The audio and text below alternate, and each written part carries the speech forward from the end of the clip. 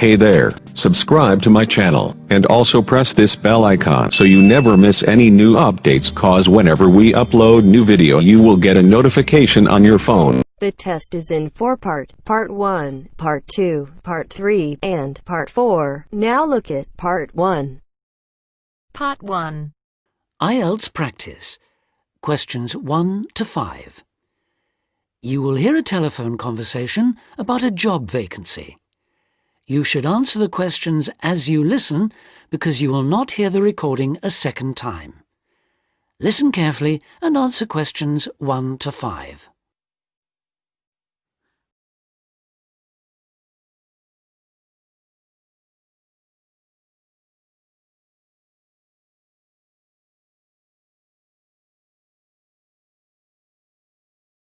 Listen carefully and answer questions 1 to 5.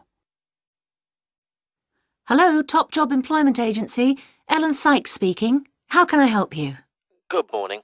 My name's Steve Collins and I'm calling about the call centre job advertised in today's paper. For an operative handling credit card inquiries? Yes, that's right.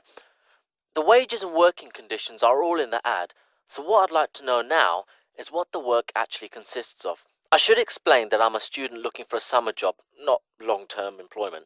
That's okay. The people at Intercard say they've always found students to be honest, which of course is essential in this line of work, and they have the basic IT skills needed there. Apparently, there have been a few who didn't find it easy to get there on time in the morning, but in most cases their punctuality is as good as anybody else's. Anyway, about the work. And I know a bit about this, because, as it happens, I've worked there myself. Really? Yes, for about a year. You'd find that most callers would be people wanting to check the balance on their cards, query payments made and so on. And from those who've had their card stolen? No, they ring another number for that, an emergency line. People also call that number if they lose their cards. And what are most callers like? I mean, what kind of people are they? All sorts, really. All ages, every kind of background. Though one definite trend is the change in the number of women. Nowadays, they make up around 55% of the total, whereas years ago, there used to be a majority of men calling. At one time, I heard, as many as 3/4 of all credit cards were actually held by men, but that must have been long before I was there. It's certainly different now. So to do this job, what sort of experience do I need? None, really. Have you got a credit card yourself? Yes, I have. Then you probably know quite a bit about them already. And as a student, you're obviously intelligent, which of course you need to be for the job. So after a day or so working with an experienced operative, I'm sure you'll have picked up enough to deal with routine inquiries, which of course most of them are. But there are bound to be questions I can't deal with, at least at first. What happens then? In that case, you can ask a supervisor. They're very helpful to new staff. I think I like the sound of this. What do I do next?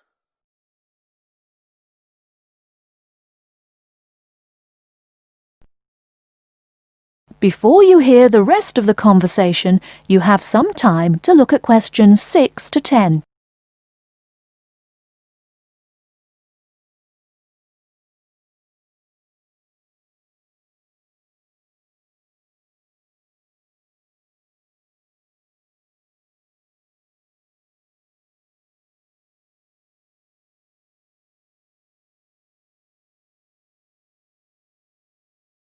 Now listen and answer questions 6 to 10. Can you get over there for 9:45 on Monday morning for an interview? Definitely, yes. Whereabouts are they? In Riverside Business Park. Do you know it? Yes, I've been there once. How do you usually travel? By bus. Right. So you take either the 136 or 137 to the bus station, and when you come out of there, you turn right. Along Orchard Road, that is. The road from the railway station? Yes, that's right. You go past the petrol station next to the car dealers, then carry on down the road. Do I take the first left at the main car park? Well, you could do that, and walk up Newfield Avenue alongside the shopping centre, but it's a long way round. I'd suggest continuing along Orchard Road with the water company and then the insurance offices on your right. They used to be local government offices, by the way. Yes, I remember those. and you keep going until you reach the advertising agency. Now, facing that is a small road called Cherry Lane. There's a newspaper office on the corner, and opposite that is a big hotel, so you can't miss it. And how far down that road is it? Well, they aren't actually in Cherry Lane. You walk as far as the next junction and turn right into Almond Drive at the mail centre. Intercard is in the third building on the right, between the airline offices and the shipping company. Fine. I'll be there on Monday. Thanks very much. Bye. Good luck. Bye. That is the end of part 1. You now have half a minute to check your answers.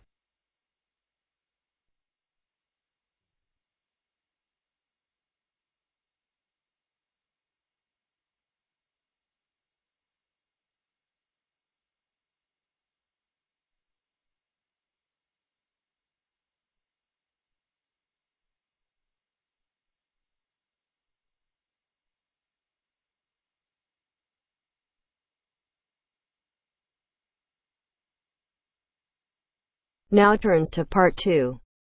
Part 2.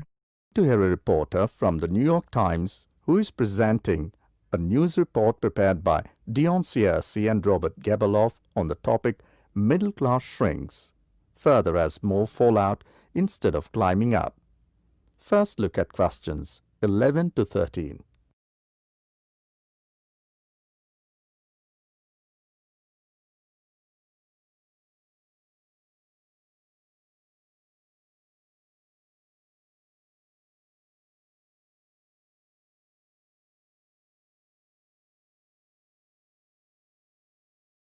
Now listen to the recording and answer questions 11 to 13. The middle class that President Obama identified in his State of the Union speech last week as the foundation of the American economy has been shrinking for almost half a century. In the late 1960s, more than half of the households in the United States were squarely in the middle earning, in today's dollars, $35,000 to $100,000 a year. Few people noticed or cared as the size of that group began to fall, because the shift was primarily caused by more Americans climbing the economic ladder into upper income brackets. But since 2000, the middle class's share of households has continued to narrow, the main reason being that more people have fallen to the bottom. At the same time, fewer of those in this group fit the traditional image of a married couple with children at home, a gap increasingly filled by the elderly. This social upheaval helps explain why the president focused on reviving the middle class, offering a raft of proposals squarely aimed at concerns like paying for college education, taking parental leave, affording childcare, and buying a home. Before the talk continues, look at questions 14 to 20.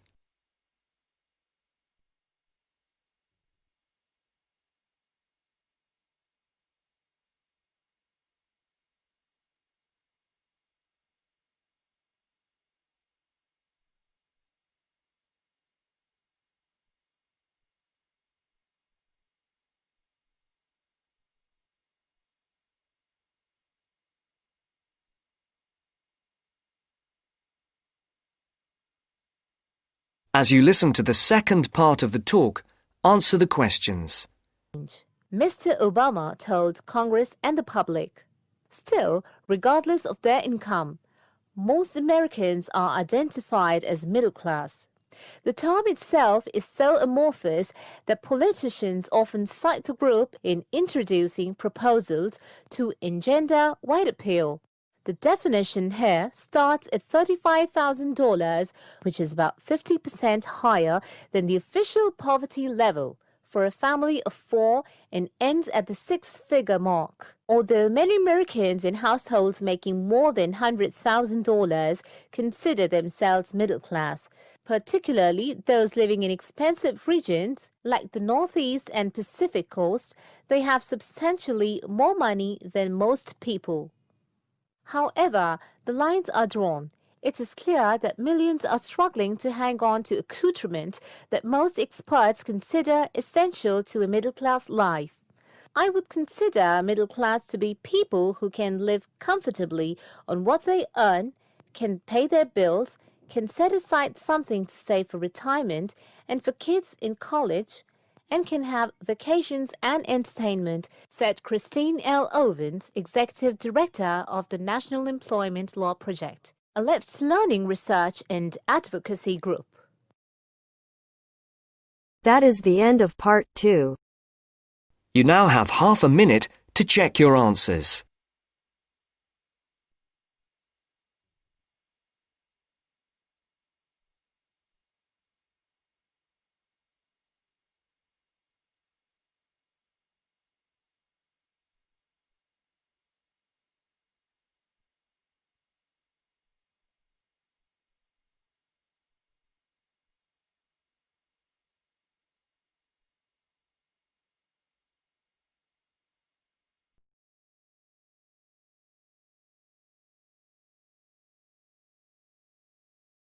Now turns to part 3. Part 3. You will hear a discussion among 3 students who are organising an international film festival at their college. First, you have some time to look at questions 21 to 24.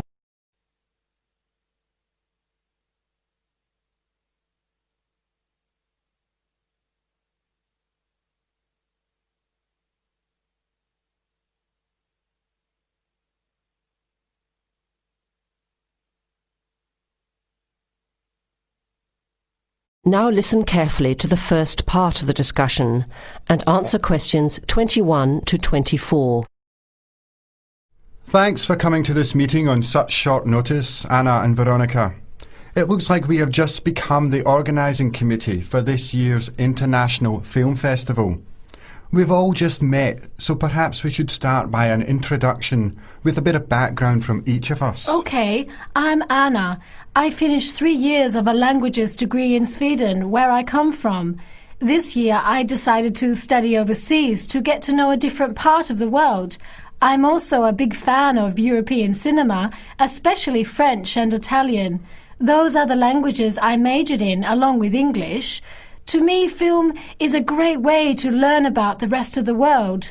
I was in the film club at my university, so when I saw the notice asking for volunteers, I thought it would be a good way to meet people and get involved in something I really enjoy. Thanks, Anna. My name is Veronica and I come from Italy. I'm doing graduate studies in English literature.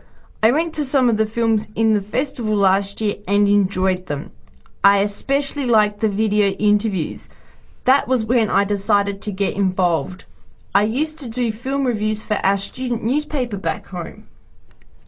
Hi, I'm Chris from Scotland and I'm in 4th year journalism. Cinema is my hobby.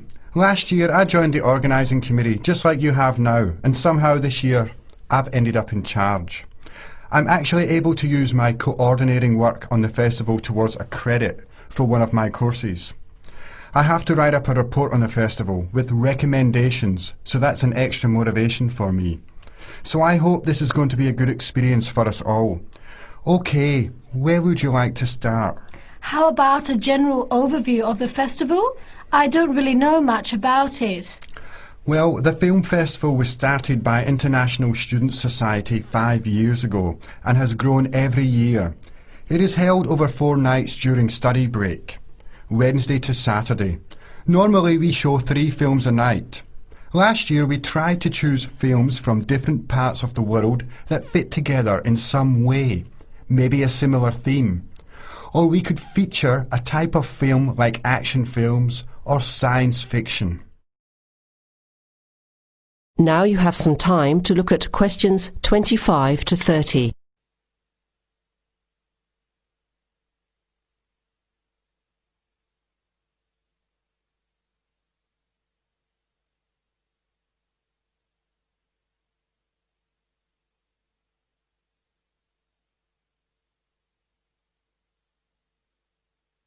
Now listen to the rest of the discussion and answer questions 25 to 30.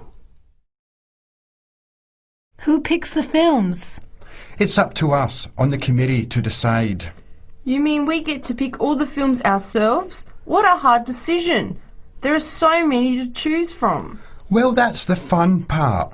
We have this catalogue of independent distributors. The films are listed by language and have a short summary. We just have to go through it to find a good combination of films that will attract an audience. Veronica mentioned something about interviews. How does that fit in? We set up cameras in the foyer of the theatre and did live interviews before, during intermission and after the screening. Anyone from the audience could come up and talk about the film. The Broadcasting and Journalism School set it up and ran the interviews. They were shown on big screens around the lobby and in the theatre. It went over really well. We had a long lineup of students waiting to be interviewed on TV. Everybody wanted their minute of fame. Great idea. Yeah, it worked really well.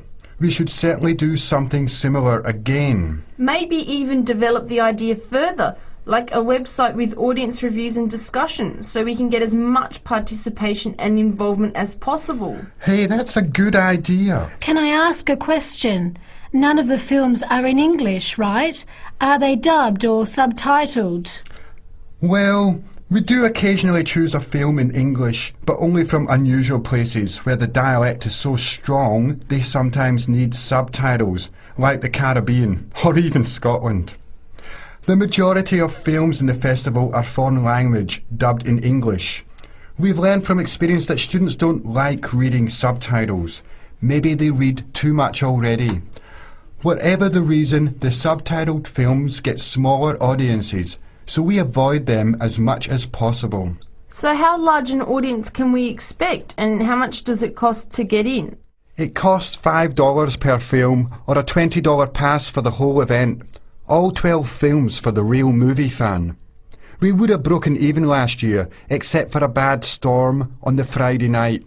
We almost had to cancel the whole thing. But overall, we had a good turnout, more than 2,000 people in 4 days. Oh, that's what I was wondering about, the financial part. Where does the funding come from? What kind of budget do we have? The festival is subsidised by the Student Council. We generate money through advertising and through admission charges. We'll go over the budget in details a little later, but we've got lots of work to do in the meantime. I guess we have to start pretty soon. Well, I think by the 1st of March at the latest. We need to select all the films. Then we have to find some advertisers to sponsor the event. That shouldn't be too hard. We'll just start with last year's list. Our deadline for that should be the middle of March. By the end of March, we need to design the programme. Then we can get posters made up and distributed in April. Like you said, we need some clever promotion, something to generate interest and get people talking. We have 4 months to get ready. It should be enough time. OK, where do we start? Let's start by talking about films, since that is the best part, and see what we come up with. What was the best film you saw last year? That is the end of part 3. You now have half a minute to check your answers.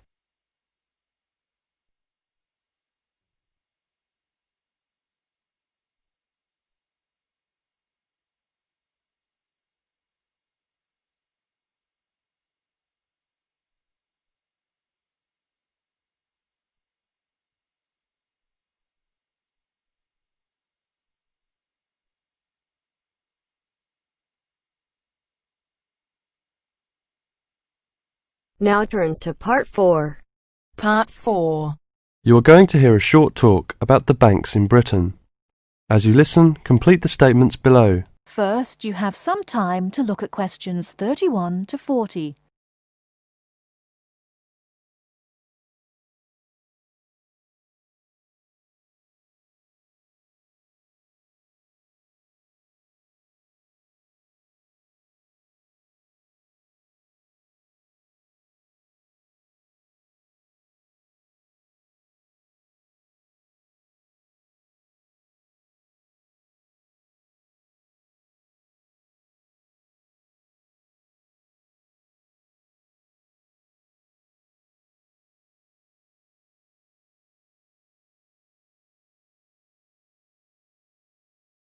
Now listen carefully and answer questions 31 to 40.